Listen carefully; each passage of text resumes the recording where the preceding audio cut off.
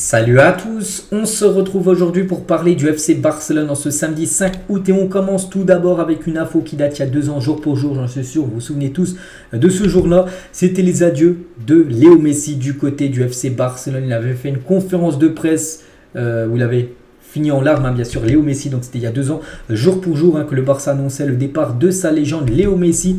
Un petit rappel de ce qu'il a pu remporter du côté du FC Barcelone: 6 fois le Ballon d'Or, 10 fois la Liga, 4 fois la Ligue des Champions, 778 matchs pour 672 buts et 303 passes décisives, bien sûr. Immense légende, le plus grand joueur du Barça, le plus grand joueur certainement de l'histoire du football. Donc il y a 2 ans, jour pour jour, le Barça officialisait le non-renouvellement, bien sûr, du contrat de Léo Messi.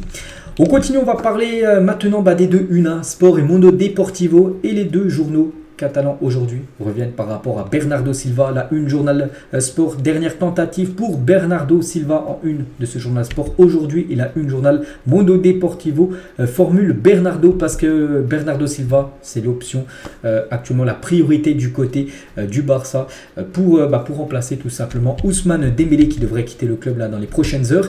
Donc le Barça se prépare à faire une offre pour Bernardo Silva, donc 65 millions d'euros fixes d'après Sport et 10 millions de bonus qui montent le transfert à plus de 75 millions d'euros. Après voilà, il faut les trouver quand même ces 65 millions d'euros fixes. On sait que le Barça niveau finance, même si ça va un petit peu mieux quand même depuis quelques mois, on sait que c'est toujours très compliqué. Il faut les trouver quand même cet argent, c'est-à-dire qu'il va falloir vendre des joueurs bien sûr pour faire cette offre, bien sûr, pour le joueur portugais.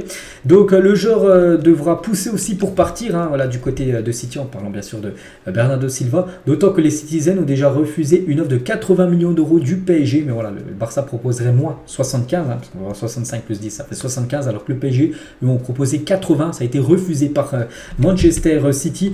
Donc Silva et sa femme sont amoureux de Barcelone, donc voilà, lui vraiment souhaite venir, déjà il souhaite quitter Manchester City, il souhaite vraiment venir du côté du FC Barcelone. Pour l'instant, voilà, si ça se fait, je pense que ça va prendre encore quelques jours pour que ça se fasse, parce que bien sûr c'est quand même un grand joueur, puis c'est un joueur quand même qui coûte cher, bien sûr un gros montant. Il faut que le Barça récupère, arrive à aligner tout d'abord cette somme d'argent pour pouvoir faire sa première offre officielle.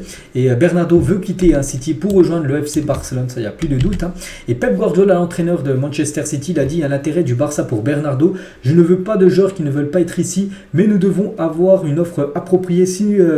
Et nous n'avons pas reçu encore d'offre appropriée. S'ils le veulent, ils prendront un avion et viendront nous rencontrer, pour parler de Bernardo Silva. Donc voilà ce que dit Guardiola. Donc d'abord, il ne veut pas de joueurs qui ne veulent pas rester du côté de City dans son club. Et c'est vrai que Silva, lui, aurait des envies de départ. Maintenant, il faut que le Barça fasse cette offre. Et comme j'ai dit, il faut déjà trouver l'argent avant de faire l'offre officielle. On va parler d'un autre joueur, Vitor Roque. Lui qui a déjà signé officiellement. C'est un joueur du Barça prêté actuellement du côté de l'Atlético Paranense. Et peut-être bonne nouvelle parce que Fabrizio Romano dit que le Barça va essayer de faire venir Vitor Roque dès cet été, et nous en janvier 2024 où normalement il devait arriver. Donc puisque les départs de Dembélé et Kessié sont quasiment fait, donc voilà, Kessié et Dembélé devraient là dans le week-end être annoncés dans leur nouveau club, donc Dembélé au PSG et Kessié du côté de Al Ahly. Et en gros, grâce à l'argent récupéré, donc le Barça en gros pourrait enregistrer Vitor Roque, du coup qui pourrait signer, enfin il a déjà signé, mais il pourrait plutôt surtout arriver au Barça dès août 2023, et on pourrait l'avoir dès la première journée de Liga prévue le week-end prochain. La journée de Vitor Roque, il dit Victor attend de voir si son arrivée à Barcelone sera possible cet été. Donc voilà, si c'est pas possible, il viendra, il n'y a pas de souci, en janvier 2024, mais ça se peut qu'il vienne dès ce mercato 2023, le jeune attaquant brésilien, donc le jeune Vitor Roque. On continue avec les infos mercato. L'AC Milan s'est récemment renseigné sur Clément Lenglet, mais l'opération semble irréalisable pour l'instant en raison de son coût. C'est vrai que Lenglet, il est sur la liste des départs. Donc il y a pas mal de clubs qui s'intéressent à lui. L'AC Milan aussi s'est intéressé, mais ils ont trouvé son prix trop cher. Donc pour l'instant, voilà, l'AC Milan, on va dire, c'est en stand-by. On va parler aussi de Abdé. Donc les clubs de Première Ligue et de Bundesliga font déjà des offres pour Abdé, certaines jusqu'à 25 millions d'euros. Xavi veut le garder, mais sa situation dépend de la vente de 16% des studios Barça. Voilà, d'après Gérard Romero, concernant la situation actuellement du joueur marocain. Concernant Baldé et Ansu Fati, donc le staff de Barcelone apprécie la connexion Baldé Fati durant cette pré-saison. Il pense que de grandes choses seront faites cette saison. Bien sûr, si Baldé, lui, il va rester, il n'y a pas de souci. Mais concernant si Fati, lui aussi, il reste, les deux, il y aurait une belle connexion sur le couloir gauche du côté de Barcelone. Et il pourrait faire de belles choses cette saison. Donc, affaire à suivre. Concernant Christensen, le Barça a reçu une offre officielle de 30 millions d'euros pour Christensen. L'offre a évidemment été refusée d'après Gérard Romero. Concernant l'équipe qui a fait cette offre, je ne sais pas. Mais juste, le Barça a dit non à 30 millions d'euros. Mais pas qu'il arrivait gratuitement, le joueur. Il aurait pu être vendu 30 millions d'euros. Là, ça a fait plus 30 pour le Barça. Alors que le joueur a été acheté pour 0 euros. Mais non, les gars, ça a été refusé parce que le Barça compte bien sûr encore sur Christensen qui a fait une magnifique saison du côté du club. Les 50 millions d'euros de l'accord de Dembélé suffiraient au Barça pour aller chercher Leroy Sané. Bon, après les 50, c'est le Barça. En vendant Dembélé, ils ne vont pas recevoir les 50. Ça sera 25 pour Dembélé et son agent et 25 pour le Barça seulement. Mais bon, le Bayern est prêt à vendre, mais le Barça devrait convaincre le joueur aussi. Donc voilà, c'est une option. Voilà, on va dire Leroy Sané. Je n'ai pas dit que c'était une priorité. La priorité, bien sûr, reste Bernardo Silva. Concernant le poste de défenseur droit, on parle beaucoup de Cancelo, mais aussi de Fresneda. Et le Barça a un accord de principe avec Fresneda parce que si le Barça veut faire Bernardo Silva, ils ne pourront pas faire Silva plus Cancelo, ça sera trop compliqué. Ils peuvent faire Bernardo Silva plus pourquoi pas Fresneda. Là c'est beaucoup plus jouable financièrement et c'est pour ça que c'est une option et surtout peut-être une priorité, on peut dire, du côté du club. Le latéral droit de 18 ans. Concernant un autre latéral droit, Dest, qui ne sera pas conservé parce que le Barça est prêt à écouter les offres de 10 millions d'euros pour Dest, y compris un accord de prêt avec option. Donc voilà, peu importe la formule, que ce soit un transfert sec, un prêt avec option d'achat, peu importe, vraiment ils vont écouter toutes les options, toutes les offres que recevra Sergiño Dest pour son futur. Voilà, Xavi, il rentre plus du tout dans les plans de Xavi pour la saison prochaine. On va parler aussi d'une arrivée certaine d'après Fabrizio Romano et c'est une pépite. Je pense que personne ne le connaît. Le Barça est sur le point de signer le milieu de terrain allemand Noah Darvic, né en 2006 de Fribourg. Donc ce jeune joueur, on peut voir qu'il y a le Erwigo de Fabrizio Romano, donc c'est un tout jeune joueur. Il est né la même année que Lamine Yamal en 2006, donc voilà, il est très jeune.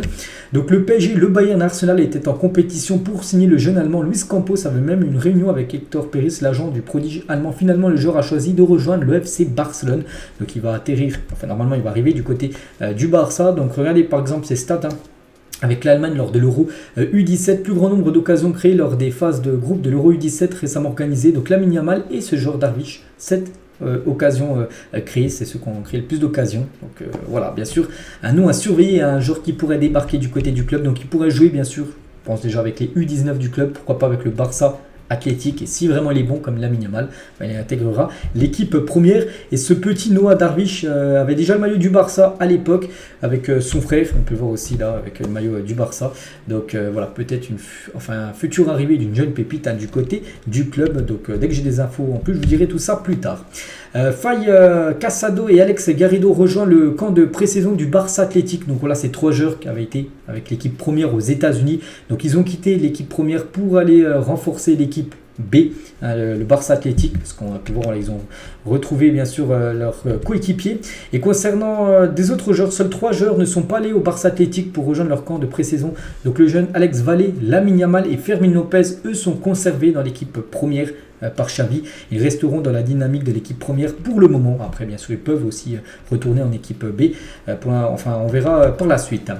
Quelques déclarations de Robert Lewandowski. J'aime les joueurs qui comprennent le football comme Pedri. Il voit les choses et c'est plus facile de jouer avec lui, bien sûr, sur le terrain. Toujours avec Lewandowski, par rapport à la retraite, il a dit: j'aime toujours marquer des buts et je n'ai pas encore vraiment tout exploré dans le football. Je peux encore continuer pendant de nombreuses années, mais je sais qu'il y a une fin, bien sûr. Je ne sais plus combien quel âge il a, Lewandowski, peut-être 34 par là, donc il dit que il y pense à la retraite, mais pas pour l'instant. Pour l'instant, c'est pas pour lui, il va encore marquer beaucoup de buts.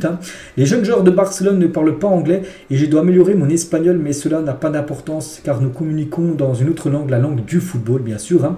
Il dit aussi: à mon rôle, je sentais que je devais avoir un rôle au-delà de marquer des buts. Il ne s'agit pas seulement d'être un modèle pendant la formation en tant qu'attaquant. Nous ne pensons parfois qu'à nous-mêmes, mais ce n'est pas ce que nous voulons à Barcelone. Il a également dit: quand je me réveille le matin, je ne me dis pas que je vieillis. Quand je regarde les résultats de mes tests, tout va bien. Parfois, c'est encore mieux qu'avant. Il dit qu'il est au top physiquement. C'est vrai qu'on a pu voir qu'il est toujours très bien affûté et que même, par exemple, les tests de course, tout ça qu'il peut faire à l'entraînement, des fois, il fait encore mieux qu'à l'époque. Lewandowski, toujours avec lui.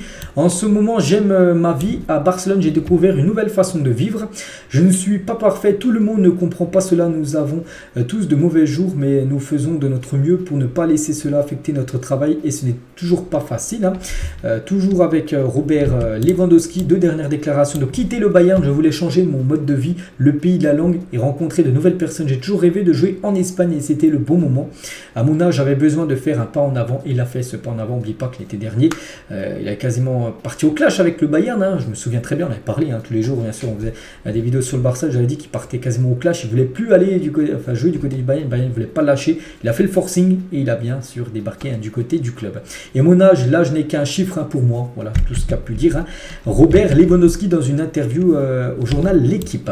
Pourquoi avez-vous réussi à Barcelone et pas à Chelsea? Aubameyang, il a dit c'était plus facile à Barcelone. Il y avait une grande différence dans la façon dont j'ai été accueilli par le club, le staff et les joueurs à Barcelone. Et en gros, il dit qu'il a été accueilli peut-être comme un malpropre du côté de Chelsea, alors que du côté du Barça, il a été très très bien accueilli. C'est peut-être pour ça qu'il a réussi au FC Barcelone.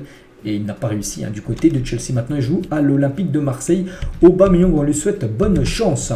Le Barça continue les travaux à Montjuic. La piste d'athlétisme sera cachée. Non, il y a une piste d'athlétisme qui fait tout le tour du terrain du stade Montjuic et en gros elle va être cachée parce que c'est que ça fait pas super une piste d'athlétisme. Donc voilà, ce stade, il y a toujours des travaux actuellement voilà pour que le stade soit prêt pour le premier match. On ne veut pas que le Barça bien sûr ne jouera pas au Camp Nou, et le stade Montjuic dans lequel jouera le Barça cette saison accueillera 55 618 personnes exactement et surtout maximum. Voilà, s'il y a un match à guichet fermé, ça sera cette capacité la max, c'est quasiment la moitié par rapport à la capacité normalement du Camp Nou. Une petite photo bien sûr, on va finir avec ça en plus avec le Camp Nou, avec le Camp Nou n'accueille plus de match là pendant un an, mais bon, bien sûr il est en travaux et on peut voir qu'il est méconnaissable, mais bon, ça mal pour un bien, il se fait détruire ce Camp Nou parce qu'il va être refait et il va être sublime, il sera fini normalement en 2026. On finit avec ça, j'espère que ça vous a plu. On se retrouve demain pour le prochain numéro. N'oubliez pas que demain on sera une semaine jour pour jour du premier match bien sûr du Barça. C'est le premier match, ça sera